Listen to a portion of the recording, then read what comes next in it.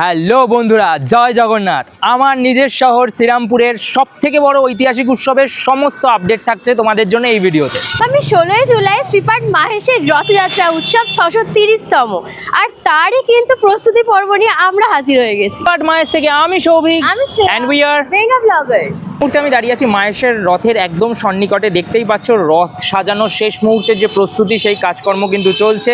রথের ভেতরে দেখতে পাচ্ছ কাজকর্ম চলছে, কারণ তোমরা জানো যে পুরীর রথ প্রত্যেক বছর নতুন করে তৈরি করা হয়, কিন্তু মাহেশের রথ সেটা নয়। বিশ্বের সবথেকে প্রাচীনতম সুউচ্চ এই রথ 50 ফুটেরও বেশি, তৈরি হয়েছিল 1885 খ্রিস্টাব্দে। 1885 সাল থেকে কিন্তু লোহা ও কাঠ দ্বারা নির্মিত এই রথ কিন্তু এখনও কিন্তু জগন্নাথ দেবকে বয়ে মাসির বাড়ি নিয়ে যায়। মার্টিন বার্ন কোম্পানির তৈরি করে দেওয়া এই 4 তল বিশিষ্ট রথ কিন্তু নবরত্ন অর্থাৎ 9টা চূড়া দ্বারা নির্মিত। রথের যদি একদম নিচের তলে চলে যাই, তাহলে এখানে দেখতে পাবে শ্রী চৈতন্য মহাপ্রভুর কাহিনী এখানে বর্ণিত আছে। দ্বিতীয় তলে শ্রীকৃষ্ণের কাহিনী বর্ণিত আছে। একদম তৃতীয় তলে যদি চলে যাও, তাহলে ওখানে কিন্তু রামায়ণের যে কাহিনী সেটা মানে বলা রয়েছে। তো চৈতন্য মহাপ্রভু, কৃষ্ণ, রাম এবং জগন্নাথ, এই 3 রূপ, বিষ্ণুর এই 3 রূপকে কিন্তু তোমরা মাহেশের এই রথে দেখতে পাবে। এরকম লোহার যে বিভিন্ন চাকা, সেই চাকা রয়েছে দেখতে পাচ্ছ এই যে এইখানে এরকম করে কিন্তু 12টা চাকা রয়েছে। এই 12টা চাকার ভরেই কিন্তু রথ এগিয়ে চলে মাসির বাড়ির উদ্দেশ্যে, যেটা এখান থেকে প্রায় 1 কিলোমিটারের মতো। রথের ভেতরে তোমরা এই ব্রেকটা দেখতে পাচ্ছ, বর্তমানে কিন্তু এই ব্রেক সিস্টেমটা আর কাজ করে না। আর তোমরা যদি প্রত্যেকবারের ন্যায় বেঙ্গা ব্লগার্সের পর্দায় চোখ রাখো, তাহলে তোমরা জানবে এই রথের এই নিচের অংশে বহু মানুষ দাঁড়িয়ে থাকে, রিস্ক নিয়ে দাঁড়িয়ে থাকে, এবং তারা ইট এবং কাঠ ইত্যাদি ফেলে কিন্তু রথের চাকাকে বিভিন্ন দিকে মুভমেন্ট করায়। সেই ভিডিও আমরা আমাদের চ্যানেলে এর আগে বহুবার দেখিয়েছি, এবং তারপর প্রচুর মানুষ এই সিঁড়ি দিয়ে কিন্তু রথের ওপরে থাকে, যারা এই মন্দিরের সংগঠকরা রয়েছেন তারা, এবং তারপর কিন্তু এই রথ ধীরে ধীরে এগিয়ে চলে মাসির বাড়ির উদ্দেশ্যে।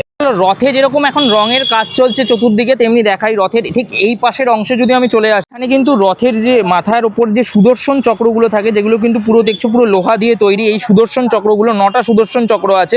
যে 9টা সুদর্শন চক্র কিন্তু 9টা চূড়ার যে মাথা রয়েছে সেই মাথায় কিন্তু চলে যাবে। এবং এই যে সবথেকে বড় সুদর্শন চক্রটা দেখতে পাচ্ছ, এইটা কিন্তু একদম সবথেকে ওপরের অংশে যাবে। আর ঠিক তার সামনে দেখতে পাচ্ছ দুটো ঘোড়া রয়েছে, এটা কিন্তু তামার তৈরি, এবং এই দুটো ঘোড়াও কিন্তু একদম রথের যে সামনের অংশ, সেই সামনের অংশে লাগানো হয়। ওদিকে তো তোমরা ঘোড়া দেখতে পেলে, আর ঠিক এইখানে কিন্তু সারথি, যে সেই সারথি কিন্তু দাঁড়িয়ে রয়েছে, এবং সারথিটারও রং ইত্যাদি করা বাকি আছে। এই সারথিটাও কিন্তু রথের একদম সামনের যে অংশ রয়েছে সেই সামনের অংশে লাগবে। যদি একদম তোমাদের রথের একদম সামনের অংশে নিয়ে যাই, একদম সামনের অংশে এই মুহূর্তে দাঁড়িয়ে আছি, এই যে এইখানে যে এই রাউন্ড অংশগুলো দেখছো না, এগুলো কিন্তু দড়ি, অর্থাৎ রথের যে রশি, সেই রশিগুলোকে কিন্তু এই রাউন্ড সার্কেলটা দিয়ে বার করা হয়।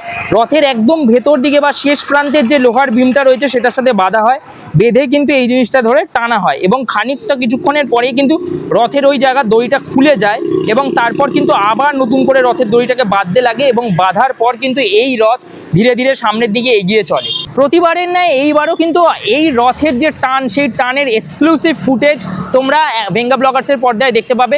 বাকি মাহেশের প্রস্তুতি কিরম চলছে চলো সেটা দেখে নিই। 630 বছর, একদম ঠিক শুনেছো, বিশ্বের সবথেকে প্রাচীন জগন্নাথ মূর্তি, যে মূর্তির কোনো পরিবর্তন 12 বছর, 19 বছর বা 8 বছর অন্তর হয় না, যে মূর্তি 630 বছর ধরে রয়েছে, সেই মূর্তি কিন্তু শ্রীপাঠ মাহেশে বিরাজ করে।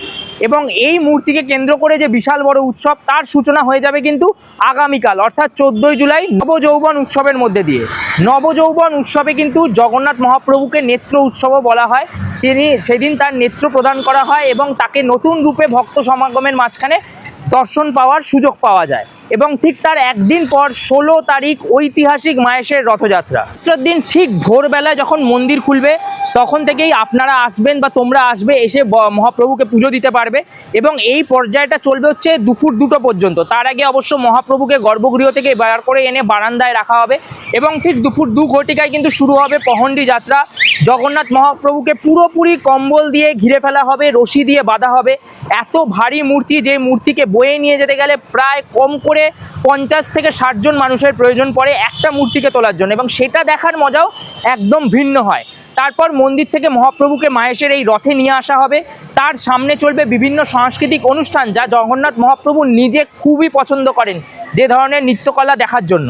4 ঘটিকায় রথের দড়িতে প্রথম টান পড়বে, রথ এগিয়ে চলবে মাসির বাড়ির উদ্দেশ্যে। হ্যাঁ, এটা আমরা বলে দিতে পারি না কতক্ষণ সময় লাগবে, 2 ঘন্টা লাগতে পারে, 5 ঘন্টা লাগতে পারে, 7-8 ঘন্টাও লাগতে পারে, কোনো এক্সপিরিয়েন্স দিয়ে বলতে পারবো না কতক্ষণ লাগবে। তারপর মাসির বাড়ি যাওয়ার পর মহাপ্রভুর ওখানে খুব সুন্দর একটা আরতি হয়, সেই আরতিটা হলে রথযাত্রার দিনের প্রোগ্রাম শেষ। এরপর সবথেকে ইন্টারেস্টিং যে প্রোগ্রামটা সেটা হচ্ছে হোরা পঞ্চমী, যেটা হবে হচ্ছে 20শে জুলাই। এই প্রোগ্রামটা নিয়ে শ্রেয়ার খুব এক্সাইটমেন্ট থাকে, তাই ওই বলুক। অ্যাকচুয়ালি জগন্নাথ দেব কিন্তু রথে করে এই যে মাসির বাড়ি যান, মাসির বাড়ি আদতে তার মাসির বাড়ি নয়, তার এক সখীর বাড়ি। আর সেখানে যে যায় সেটা কিন্তু মা লক্ষ্মী একদমই টের পান না, এবং তিনি যখন জানতে পারেন তখনই এই হোরা পঞ্চমী উৎসব পালন হয়। তিনি যান জগন্নাথ দেবের কাছে সেই মাসির বাড়িতে তাকে বশ করতে, তা আবার সর্ষে পোড়া দিয়ে। সর্ষে পোড়ার গন্ধে জগন্নাথের বুক করে ধরপড়, আর উনি আবার রিটার্ন করেন নিজের গর্ভগৃহে। সেই অনুষ্ঠানটা হবে হচ্ছে 24শে জুলাই, অর্থাৎ উল্টো রথযাত্রা। আর উল্টো রথযাত্রা দর্শন মানে মাহেশের রথে জগন্নাথকে দর্শন করা মানে হচ্ছে দক্ষিণা কালিকাকে দর্শন করা। তো এটা খুব ইন্টারেস্টিং। আর যারা সোজা রথ দেখবে তাদের অবশ্যই উল্টো রথ দেখতে হয়, আর উল্টো রথ তো অবশ্যই দেখতে হয়। আপডেট তো প্রচুর হলো, চলো আমাদের মন্দিরের আপডেটটা দিয়ে দিই, মানে মন্দিরটা এখন কিরম লাগছে সেটা দেখাই। এই মুহূর্তে কিন্তু লাইট দিয়ে যে সাজানোর কর্মসূচি সেগুলো কিন্তু চলছে। ওই যে মন্দিরের ওপরের অংশে এখানে দেখতে পাচ্ছ লাইটগুলো লাগছে। এখানে কিন্তু স্টেজ অলরেডি ডান, যেখানে সাংস্কৃতিক অনুষ্ঠান হয় প্রত্যেক বছর। বহু বিভিন্ন অঞ্চলের যারা বৈষ্ণবরা রয়েছেন তারা অলরেডি মন্দিরে আসতে শুরু করে দিয়েছেন, এবং তারা কিন্তু এখানে এসে তারা থাকেন বা রান্না বাড়ি করে খাওয়া দাওয়া করেন। এই যে এখানেও দেখতে পাচ্ছ দূর দূরান্ত থেকে কি জানি যারা বৈষ্ণবরা রয়েছেন তারা কিন্তু এসে পড়েছেন মন্দিরে।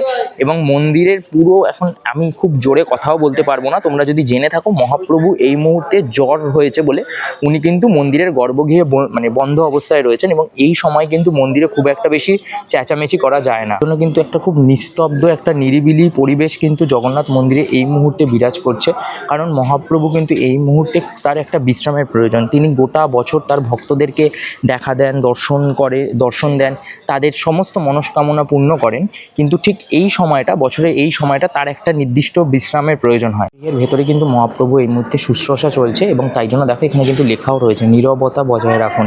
তাই মন্দিরে কিন্তু একটা নীরবতার পরিবেশ এই মুহূর্তে থাকে। একদম মন্দিরের পার্শ্ববর্তী ঠিক যেখানে জগন্নাথ মহাপ্রভু স্নানযাত্রা অনুষ্ঠিত হয় তার সামনে যে স্নানপিড়ি মাঠ, সেই মাঠের ঐতিহাসিক মাহেশের রথযাত্রা 30 দিন ব্যাপী চলে। বাংলার অন্যতম দীর্ঘদিন ধরে চলা মেলা। বঙ্কিমচন্দ্র চট্টোপাধ্যায় আনন্দমঠ উপন্যাসে তোমরা এই মেলার কথা শুনেছো। প্রত্যেকবারের ন্যায় কিন্তু যেগুলো রাইডস রয়েছে সেগুলো অলরেডি এখানে বসতে শুরু করেছে। আর রাইডস যে চড়তে ভালোবাসে তার জন্য কিন্তু এইটা একদম হীরের খনি। এই যে হীরের খনি, এই যে তোমাদের কি বক্তব্য? এইটার নাম কি? প্রত্যেক বছর আসে, আমি নাম জানতে পারি না আমি এই ছাত্ররা। টোরা টোরা, এটা কোনো নাম হলো? এটার নাম নাকি টোরা টোরা। এই সেই এরকম ঘুরতে ঘুরতে কি হয় ওপরে ওপরেই উঠে যেতে পারে তো ভাই? ওটা ওই যে আবার এই পাশটাতে বসে না তার আবার কষ্ট হয়।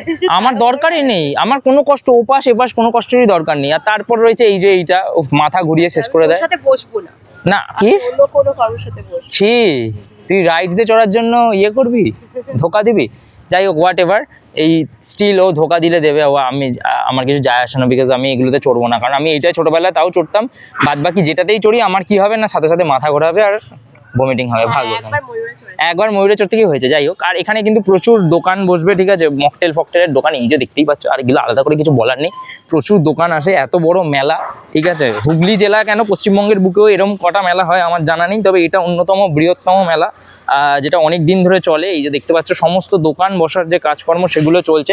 এখান থেকে পরপর 3টে রো বরাবর কিন্তু বিভিন্ন দোকান পাশার বসে। তো বেশ একটা মানে জমজমাটি অ্যাটমসফিয়ার, আমাদের দুর্গাপুজো লেগে যাওয়ার মতোই আর কি। মানে দুর্গাপুজো আসার আগেই মাহেশের মানুষ তার প্রায় 2 মাস আগের থেকেই নাচতে শুরু করে দেয়, বিকজ আমরা রথ এসছে, আর রথ এলে ওই রথ আসলে দুর্গা আসে, রথ টানলে দুর্গা আসে, ব্যাপারটা যেরকম আর কি, ঠিক সেই রকম। বোঝার সুবিধার জন্য এইখানে কিন্তু পরপর প্রত্যেকটা ডেট, কবে কোন দিন কি অনুষ্ঠান আছে সেগুলো লেখা রয়েছে। তোমরা চাইলে এটা স্ক্রিনশট নিয়ে নিতে পারো এবং নিয়ে কিন্তু তোমরা তোমাদের কাছে রেখে দিতে পারো। একদম পুরো দমে কিন্তু এক্সাইটমেন্ট হাই প্রত্যেক বছরের মতো।